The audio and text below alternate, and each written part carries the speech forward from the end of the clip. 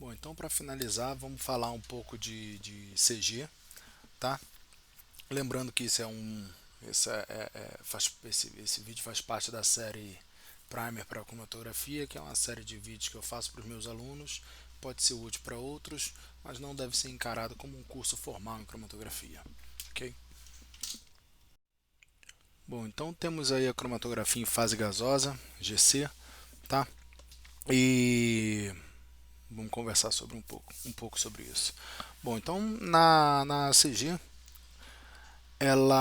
eu chamo de CG porque cromatografia em fase gasosa, às vezes eu vou chamar de GC também, de Gas Chromatography, porque quando vai falar de GCMS, combina mais de falar GCMS, que aí fica tudo em inglês, ok?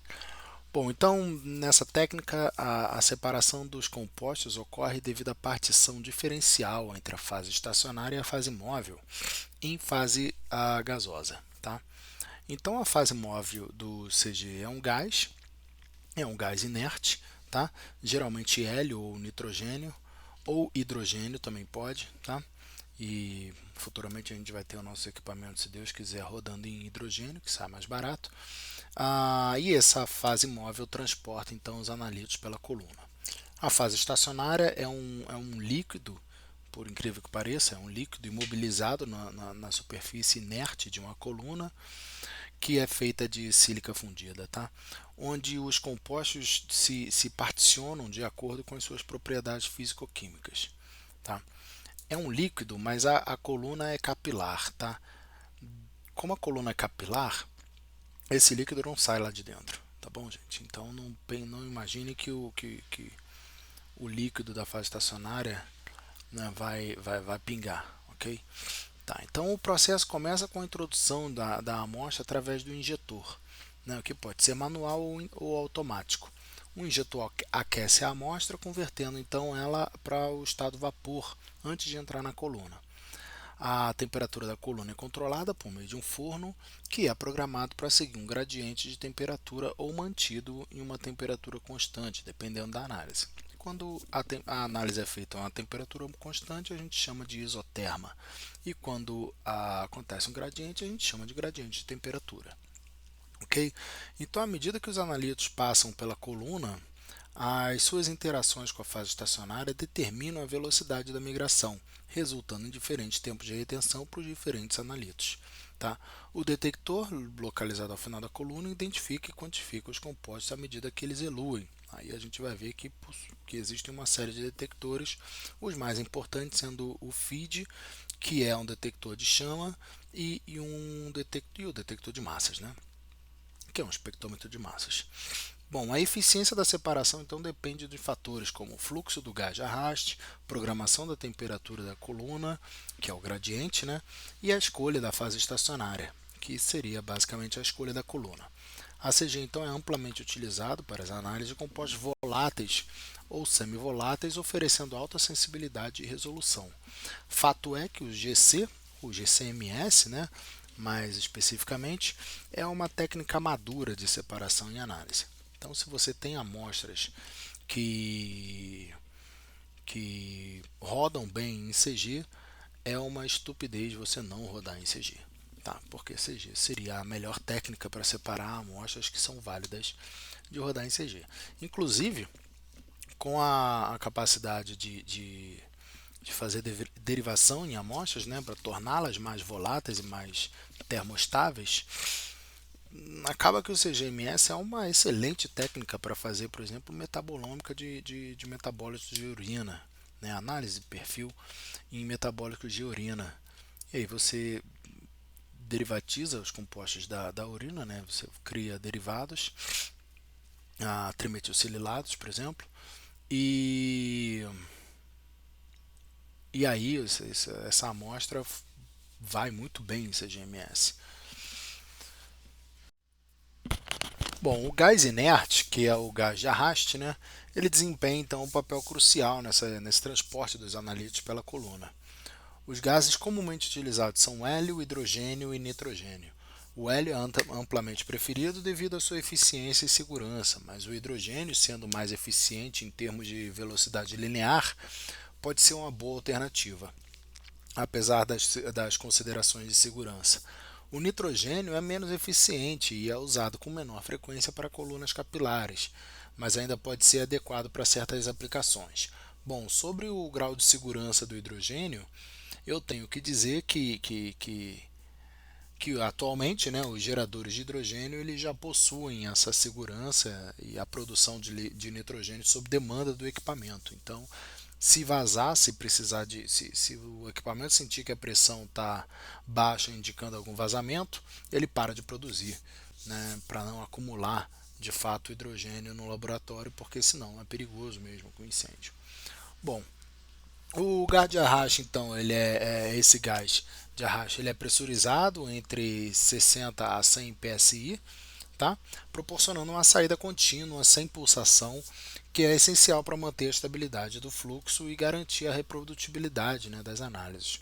O fluxo deve ser ajustado para garantir a separação que essa separação ocorra de forma eficiente, com fluxos tipicamente aí em torno de 125 ml por minuto.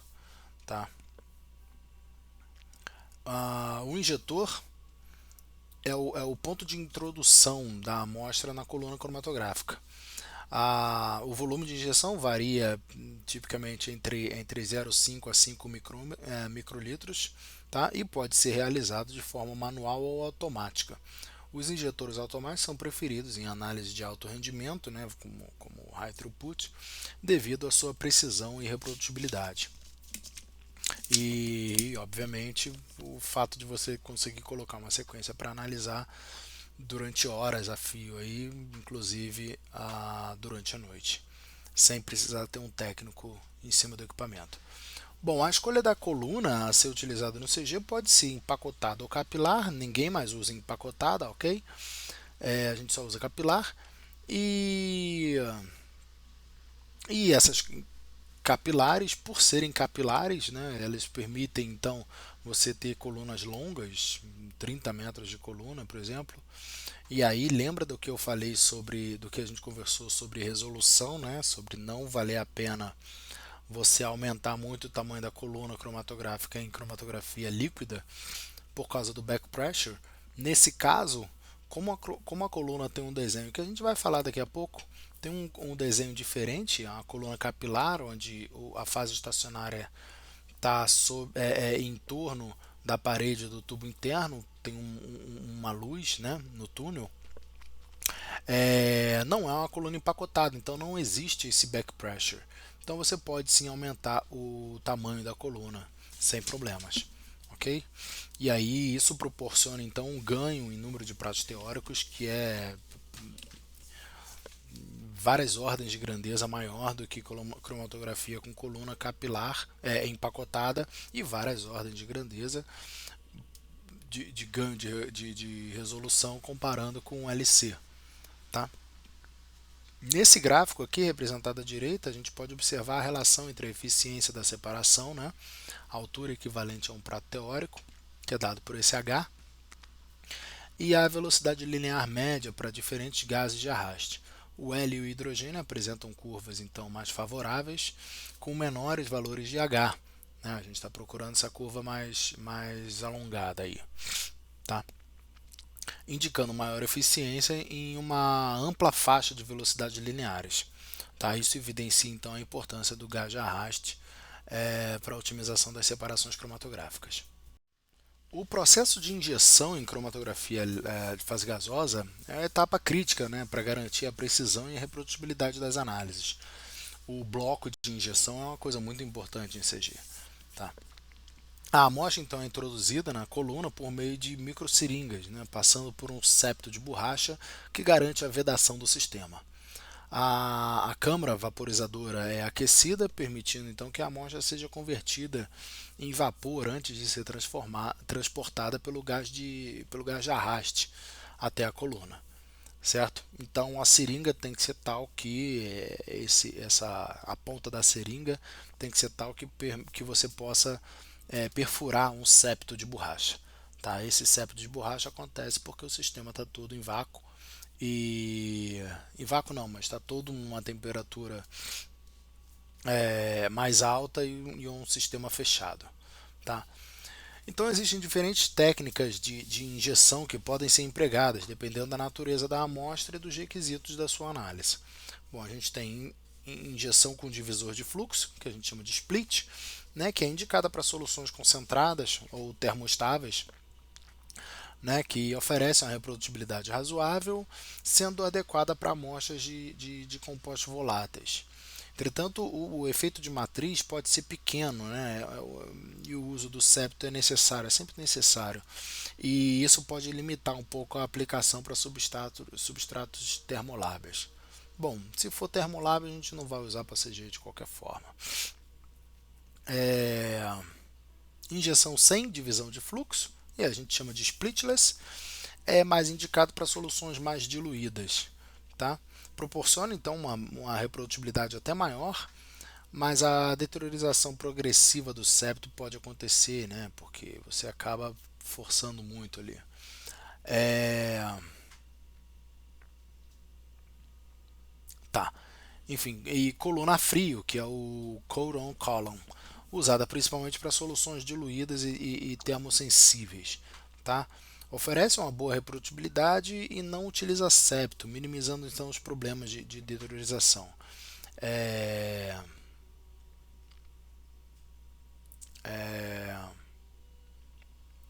essa técnica é mais indicada para substâncias termoláveis, mas a gente não usa na verdade, né? A gente sempre usa split ou splitless, tá? Então ignora isso.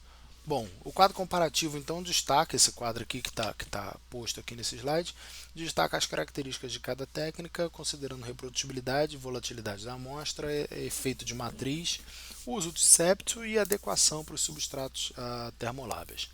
Mantenha em mente que a gente sempre usa split ou splitless, na grandíssima maioria das vezes vai ser split, tá? Até para salvar o equipamento de mais contaminação e sujeira. Bom, a CG oferece então diversas vantagens em análise de compostos voláteis e semivoláteis. Primeiramente, destacamos então a alta resolução, sendo capaz de separar amostras de uma ampla variedade de substâncias, né, amostras complexas. Essa técnica então apresenta uma capacidade de pico bastante superior à cromatografia líquida, mesmo de alta eficiência, mesmo comparado com a ultra eficiência, o que a torna então ideal para análises que requerem máxima resolução, né?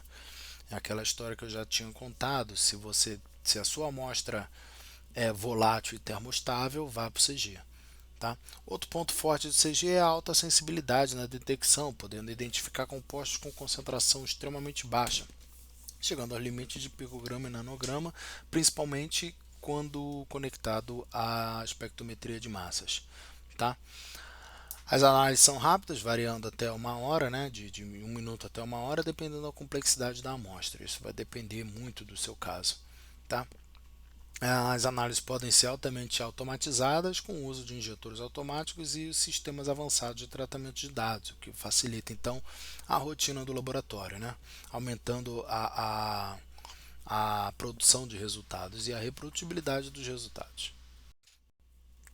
Bom, então tá aí a nossa a coluna cromatográfica, a variação das colunas cromatográficas, né? O esqueleto físico dela, elas podem ser empacotadas ou capilares. Só está listado aqui as características das empacotadas pela didática, né? Porque a gente sempre usa colunas capilares. E aí essa figura à direita aqui superior, vocês vão ver o que eu estava falando, de ter uma luz no, na coluna, certo? Bom, então vamos lá. As colunas empacotadas, então, elas variam de 1 a 5 metros de comprimento e possuem um diâmetro interno de 2 a 4 milímetros. Em termos de eficiência, essas colunas então oferecem aproximadamente 1.000 pratos teóricos por metro, totalizando então para aquelas de 5 metros, né, 5.000 pratos teóricos ao longo da coluna. No entanto, a resolução dessa coluna é relativamente baixa e o fluxo do gás é mais elevado. A gente tem que trabalhar com 10 até 60 ml por minuto de gás.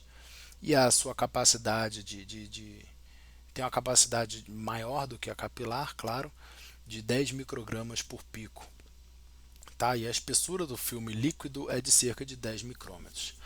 Já as colunas capilares, elas são mais longas, variando até 60 metros, de 5 a 60 metros, possuindo diâmetros internos muito menores, variando de 0,1 até 0,53, 50 milímetros, tá? De diâmetro interno, né? À luz do tubo. Essas colunas capilares, então, são extremamente eficientes, com até 5.000 pratos teóricos por metro. Então, multiplica isso por 60, você vai atingir cerca de um total de 1 milhão de pratos teóricos ao longo da coluna, para uma coluna de 60 metros. Ok? Elas oferecem uma resolução muito maior em comparação com as colunas empacotadas. No entanto, o fluxo do gás de arraste é bem menor, né, de 0,5 até 15 milímetros por ml por minuto. E a capacidade da amostra de carga, né, de amostra é inferior a 100 nanogramas por pico. Tá? A espessura do filme líquido nas colunas capilares varia de 1 até 10 micrômetros, certo? Então a gente tem aí um diâmetro interno que varia de 10 a 53 milímetros e o filme, né, da fase estacionária variando até 10 micrômetros. Tá? Ah, bom, é isso. Bom, as colunas utilizadas em CG podem ser diferenciadas com base nos substituintes, né, presentes na fase estacionária. Esses substituintes vão determinar a polaridade e a seletividade da coluna, afetando então diretamente na separação dos compostos. A seleção tem a ver com a natureza da sua amostra e o jeito certo de fazer isso é ou você usa a que tem ou você vai na literatura e busca qual a melhor coluna para resolver o problema que você tem. Bom, por exemplo, essas colunas possuem apenas metil em sua composição. Né, as colunas que possuem apenas metil na sua composição, né, como a SE30, OV1 e a SP2100, elas são mais apolares da série. Elas são as mais apolares da série e têm pouca seletividade, tá? Sendo ideais para compostos não polares. Tá? Já as colunas contendo fenil a 5%, como a SE52 ou a SE54, são consideradas pouco polares, enquanto aquelas com 50% de fenil, como a OV17, são moderadamente polares e retêm melhor compostos aromáticos, por exemplo. Tá? Colunas com cianopropil, como a OV225, elas possuem alta polaridade e são capazes de reter doadores de elétrons. Tá? Uma variação interessante são as colunas que contêm a trifluoropropil, que são moderadamente polares, mas adequadas para compostos carbonílicos, para ácidos carbonílicos. Tá? Além disso, outras colunas comerciais listadas podem possuir diferentes características, né? E estabilidade térmica também é uma coisa importante. Aplicação específica, por exemplo, temos também a coluna Dexil da 300GC, que é carborano, né? Contém carborano. Ela é estável a temperaturas até superiores a 400 graus, sendo adequadas então para amostras que precisam de que necessitam alta resistência a calor, que demoram muito para ser transferida para o estado gasoso e são termostáveis. A gente tem colunas de ciclodextrina para fazer separação de enantiômeros, tem diversas colunas, né, com diversas características. Não adianta eu ficar listando tudo aqui. Bom, cada coluna capilar possui uma estrutura única, né, com uma fase estacionária aplicada na superfície interna de um tubo de sílica fundida, revestido externamente com uma camada de poliamida, tá, para garantir essa resistência da estrutura física. Essas colunas, que são às vezes conhecidas como WCOT, né, Wall Coated Open Tubular, elas oferecem alta eficiência na separação. Um aspecto importante que a gente precisa considerar em relação é a relação comprimento da coluna e resolução do sistema. Embora aumentar o comprimento da coluna possa dobrar o número de pratos teóricos, né, e aí você tem que aumentar 4 vezes, e aumenta também o tempo da análise, né, isso não necessariamente dobra a resolução. Tá? Nesse exemplo aqui que eu coloquei, ao passar de uma coluna de 15 metros para uma coluna de 60 metros, a resolução aumenta, mas não de forma proporcional ao aumento da coluna. Bom, isso é lógico, né? Existe fórmula para provar isso. Então a gente precisa balancear aí a escolha do comprimento da coluna com a resolução que a gente quer e o tempo de análise que a gente quer. Se a gente colocar uma coluna muito longa para querer uma resolução perfeita, a gente pode acabar perdendo produção, né, de análises por dia por causa do tempo da análise.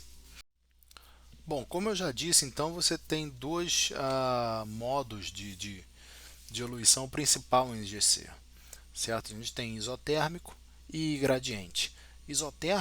No isotérmico o forno é mantido em temperatura constante, né, durante toda a análise. Esse método é útil então para compostas que tem pontos de ebulição semelhantes, por exemplo, certo? Enquanto que o modo gradiente, a temperatura é programada ao decorrer da análise. Tá? Então, a variação crescente de temperatura faz com que sinais mais separados acabem se juntando mais, né? Então, você tem um ganho aí de tempo de análise, certo? É a mesma forma, tem um paralelo entre isotérmico e isocrático e o gradiente de temperatura como gradiente de solvente em CG, em LC, tá? Então, nesse gráfico aqui, a gente mostra a comparação das duas abordagens na análise de parafina, né, utilizando então a CG em modo isotérmico e modo gradiente. Tá? A gente observa então os,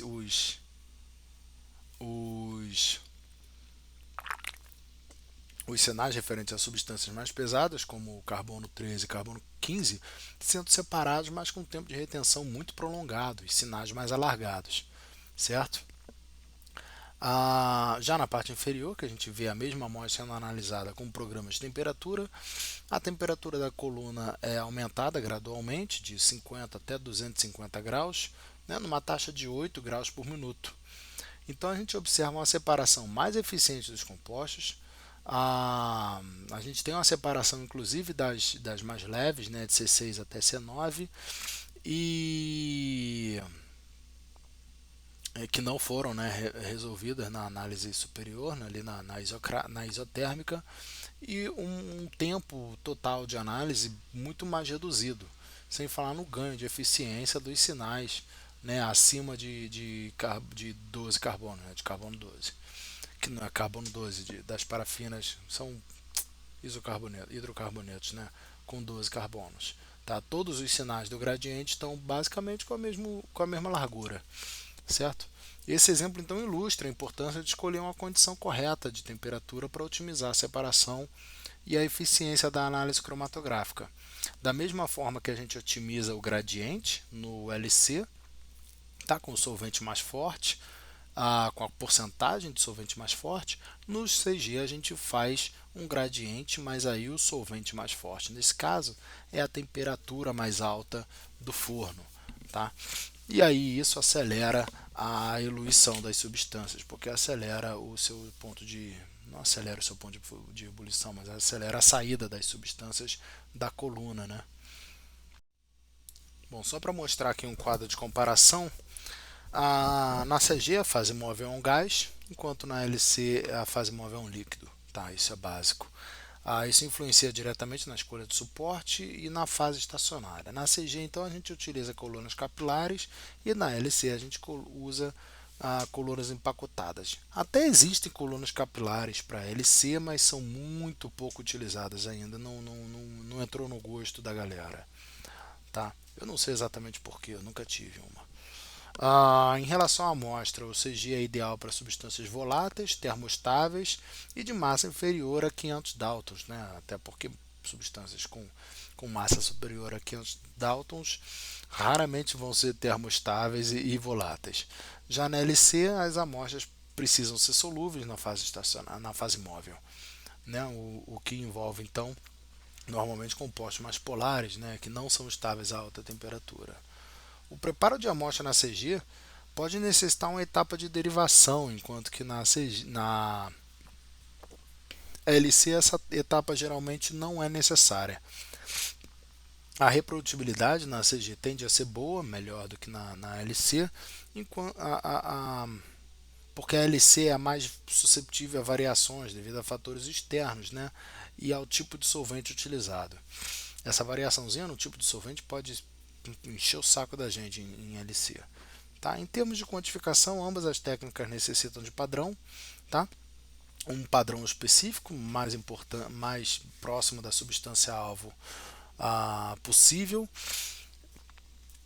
Ah, e a sua aplicação e identificação de substâncias vai depender principalmente ah, do modo de detecção. O tempo de retenção é um parâmetro para identificação, mas não é um parâmetro definido, né, definitivo. A menos que você use mais de duas ah, métodos diferentes. Mas ainda assim, o método de detecção vai te dar mais informação.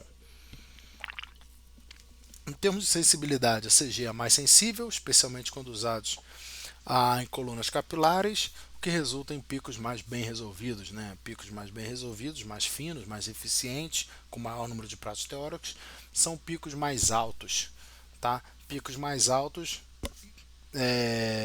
reduzem o limite de quantificação e o limite de detecção. Então você se torna capaz de detectar substâncias mais diluídas. Tá? Na LC a gente ainda usa colunas empacotadas. Isso é um limitante.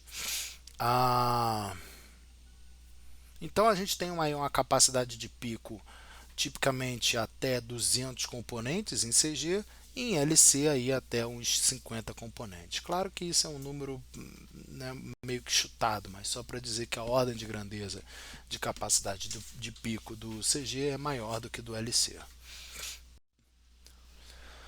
Bom, sobre os detectores para CG, o primeiro que a gente tem que chamar a atenção é o FID, né, que é o detector por ionização em chamas, também conhecido como DIC ou FID, né? Esse detector então é amplamente utilizado devido à sua sensibilidade e capacidade de detectar uma ampla gama de compostos orgânicos, principalmente hidrocarbonetos. Tá? É o nosso equipamento de rotina, a gente tem na central, certo? No LabCron. O detector de nitrogênio e de fósforo, que é o DNF, ele é especialmente sensível para compostos que contêm nitrogênios ou fósforo. Tá? Ele é muito utilizado para análise ambiental e na detecção de pesticidas. A gente tem um desse também, mas no equipamento que está parado agora. Mas vai voltar a funcionar daqui a pouco. Bom, outro detector importante é o detector por captura de elétrons, DCE, que é altamente seletivo para substâncias, para compostos eletronegativos, como halogenados, por exemplo. Né? Então é um detector mais focado para análise de poluentes ambientais. E por fim temos a espectrometria de massas, né? Que é a técnica poderosa que permite então a identificação e quantificação de compostos com base na sua massa molecular. Detector especialmente útil para quando precisamos fazer uma análise mais detalhada dos compostos presentes na amostra. E aqui eu não vou falar muito de massas porque a gente tem todo um primer dedicado a massas. Bom, o detector de feed ele é amplamente utilizado em CG. Né? Ele funciona medindo a condutividade elétrica dos íons que são formados na chama do detector. Essa condutividade então é proporcional à concentração total dos íons na amostra e nos produz um cromatograma baseado nessa concentração, ah, nesses dados. Né? Bom, então no processo os gases como o hidrogênio ou argônio passam pelo detector, determinando a linha de base. O hidrogênio puro, então, ele gera poucos íons na chama, resultando então uma linha de base estável. Argônio, por que eu falei argônio, né? Só porque às vezes é usado como gás de arrasto, mas não, a gente usa mais nitrogênio e hidrogênio.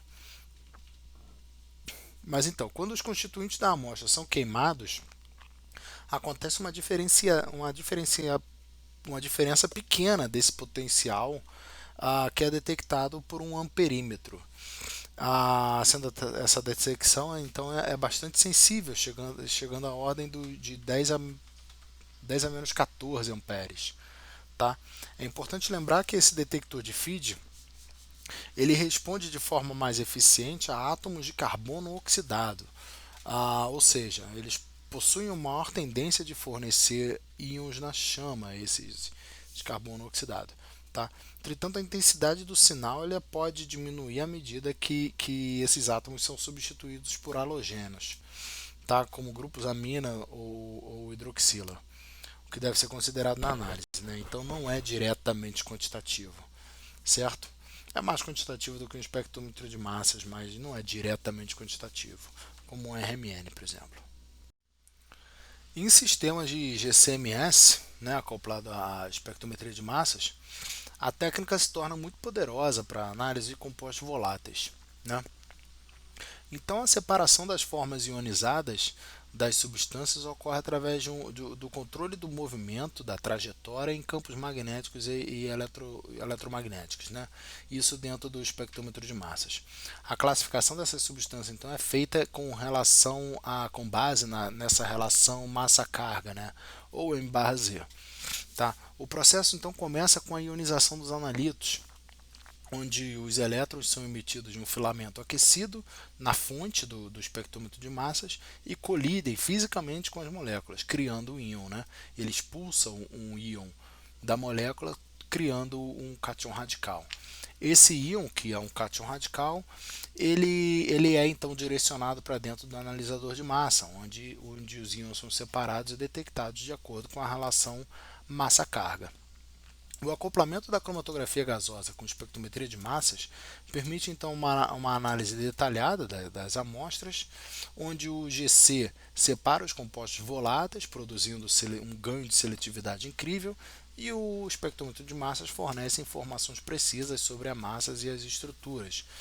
Lembrando que na ionização eletrônica, que é o que acontece em GCMS, a gente tem fragmentação na fonte, né? Então o processamento é um pouco diferente. Eu acho que eu falo sobre isso lá no primer de massas, né? O sistema é amplamente utilizado para amostras ambientais, forenses, farmacêuticas e muitas outras, principalmente óleos essenciais em produtos naturais, e é sim uma técnica madura, quase que perfeita para o que ela se propõe, que é a análise de compostos voláteis e termostáveis. Bom, a eletromultiplicadora é um dispositivo essencial para detectores de espectrometria de massas. É responsável por amplificar o sinal, né, gerado pelos íons detectados. Ela funciona por meio de uma série de dinodos, onde cada íon que atinge o primeiro dinodo causa uma emissão de elétrons secundários. Esses elétrons então são acelerados para o próximo dinodo por meio de uma alta tensão que é aplicada nele, gerando então mais elétrons a cada etapa.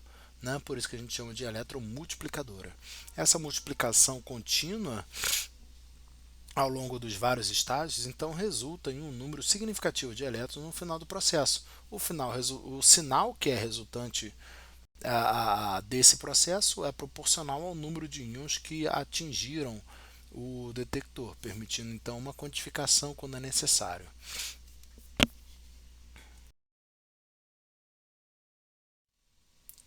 Bom, sobre a ionização no espectrômetro de massas, primeiramente a gente tem os fatores intrínsecos à substância, né?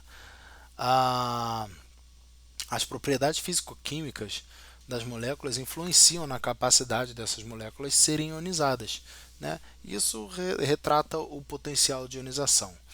Além disso, o fluxo do sistema é crucial, especialmente em sistemas inferados, onde a taxa de transferência da amostra do CG para o espectrômetro de massas pode afetar a ionização. Tá? Bom, vamos ver uma comparaçãozinha aqui então entre feed e espectrometria de massas. O feed mede a corrente gerada pela ionização dos compostos orgânicos em uma chama de hidrogênio. Os sinais são representados pela quantidade de íons formados, que está diretamente relacionada à concentração dos compostos. Né? A gente vê aqui que esses picos 1 e 2 no feed, você pode ver que os picos são mais bem definidos e mais amplos. Né? O feed é conhecido por sua alta sensibilidade e a compostos que contêm carbono, então ele não fornece muita informação estrutural. Na verdade, ele não fornece informação estrutural nenhuma, ele só fornece intensidade de pico. O espectrômetro de massas acoplado ao GC, ele não apenas detecta o composto, né, separado na coluna, mas ele também fornece informação estrutural sobre a massa molecular e a estrutura dos íons formados. Isso porque a gente tem fragmentação na fonte. Então ele fornece também dados de fragmentação. Bom, o Massas produz então o espectro de massas que pode ser utilizado na identificação dos compostos com base nessa massa molecular, né? Então a gente tem aqui uma comparação. Vocês observem que a intensidade dos picos aparece mais pico no feed, e isso é devido ao fato de, para aparecer substância no massas, a gente precisa que elas sejam ionizadas, né? Então a intensidade das substâncias vai ser ponderada pelo potencial de ionização de cada substância, ok? Bom, e com isso a gente fecha a parte de CG, muito curta, porque para se aprofundar em CG teria que ser um outro primer, e eu ainda não estou vendo necessidade para isso. Mas se aparecer necessidade, a gente faz um, ok? Entre em contato comigo se for o caso, se for necessário. Vamos conversando, assistam e tirem dúvidas. Obrigado.